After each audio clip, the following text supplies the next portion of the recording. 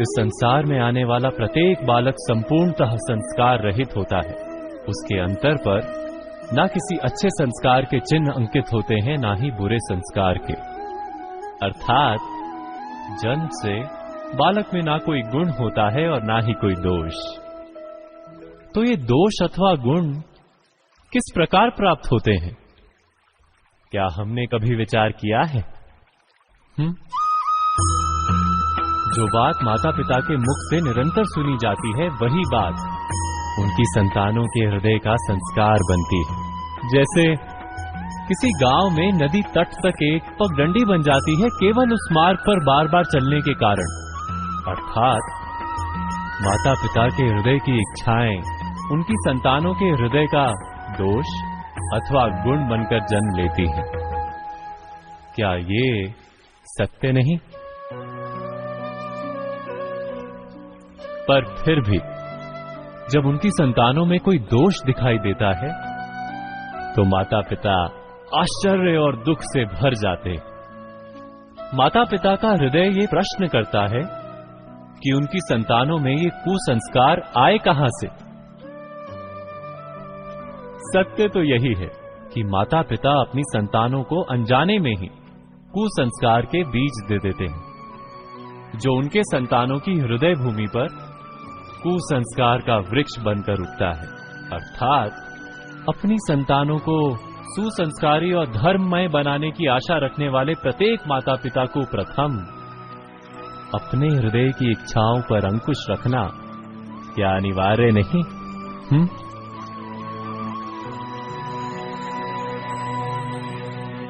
प्रत्येक माता पिता इस पर विचार अवश्य कीजिएगा।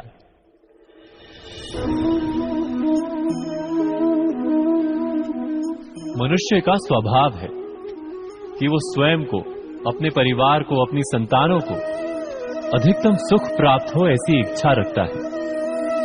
इसी कारण से हम सदा श्रम और कष्ट से अंतर रखते हैं, विश्राम और सुविधाओं को बढ़ाने का प्रयास करते हैं। स्वयं अपने जीवन का विचार कीजिए, क्या ये सत्य नहीं कि हम अपनी संतानों के लिए सदा ही विश्राम और सुविधा का आयोजन करते हैं? पर क्या कभी सोचा है केवल विश्राम से क्या लाभ प्राप्त होता है? केवल सुख और सुविधा जिन्हें प्राप्त हो उनका जीवन कैसा होता है? शरीर जब श्रम करता है तो अधिक स्वस्थ बनता है। बुद्धि भी जब कठिन चुनौतियों का सामना करती है तो अधिक तेजस्वी बनती है। ये हम सबका अनुभव है, पर हम शायद ये भूल जाते हैं कि मन और आत्मा को जब कठिनाइयां प्राप्त होती हैं तब वे भी अधिक बलवान होती हैं। अर्थात जब भी हम अपनी संतानों को श्रम और दुख से दूर रखने का प्रयास करते हैं, क्या वास्तव में उनके सुख का मार्ग बंद नहीं कर देते? स्वयं विचार कीजिए।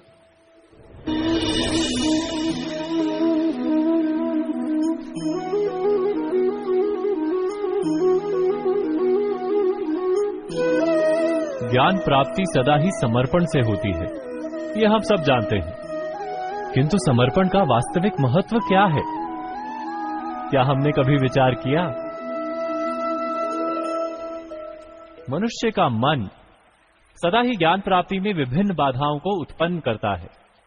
कभी किसी अन्य विद्यार्थी से ईर्ष्या हो जाती है, कभी पढ़ाए हुए पाठों पर संदेह जन्मता है और कभी गुरु द्वारा दिया गया दंड मन को अहंकार से भर देता है। नहीं, क्या ऐसा नहीं होता? न जाने कैसे कैसे विचार मन को भटकाते हैं और मन की इसी अयोग्य स्थिति के कारण हम ज्ञान प्राप्त नहीं कर पाते। मन की योग्य स्थिति केवल समर्पण से निर्मित होती है। समर्पण मनुष्य के अहंकार का नाश करता है, ईर्ष्या, महत्वाकांक्षा आदि भावनाओं को दूर कर हृदय को शांत करता है और मन को एकाग्र करता है। वास्तव में ईश्वर की सृष्टि में ना ज्ञान की मर्यादा है, ना ज्ञानियों की। गुरु दत्तात्रेय ने तो गाय और श्वान से भी ज्ञान प्राप्त कर लिया था।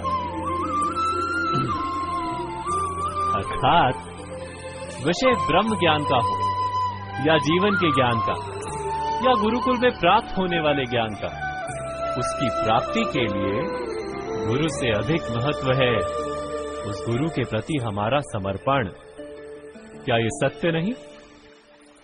स्वयं विचार कीजिए।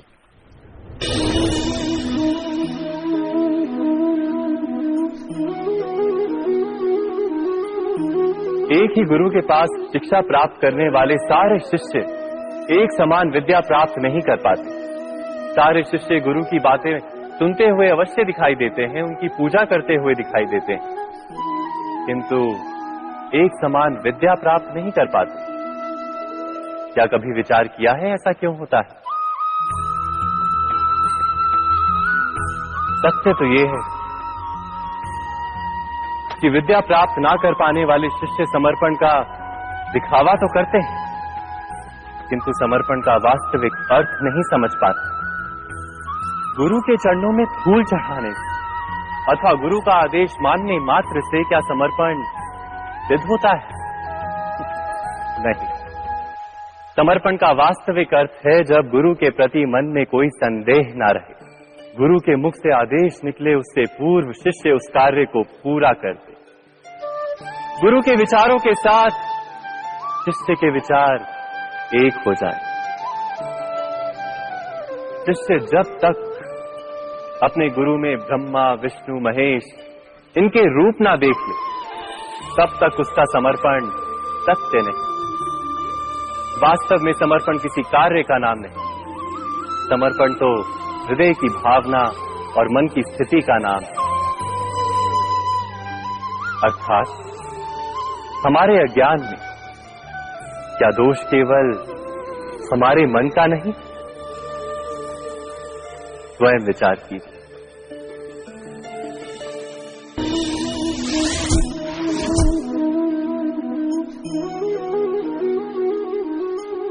श्रेष्ठता का क्या अर्थ है? श्रेष्ठता का अर्थ है दूसरों से अधिक ज्ञान प्राप्त करना। अर्थात मूल्य इस बात का नहीं कि स्वयं कितना ज्ञान प्राप्त किया, मूल्य इस बात का है कि प्राप्त किया हुआ ज्ञान अन्य लोगों से कितना अधिक है। अर्थात श्रेष्ठता की इच्छा ज्ञान प्राप्ति को भी एक स्पर्धा बना देती है, और स्पर्धा में विजय अंतिम कब होती है?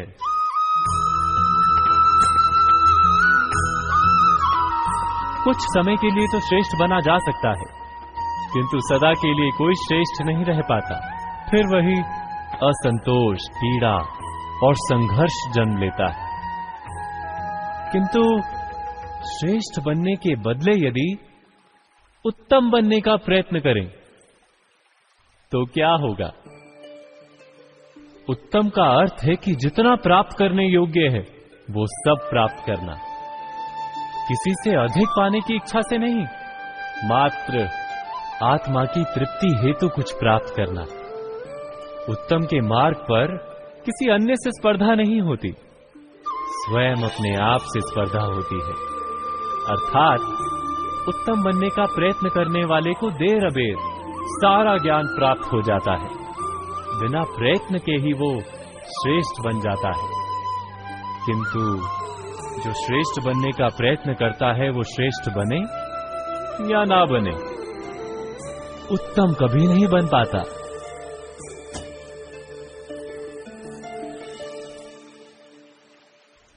अवश्य कीजिएगा।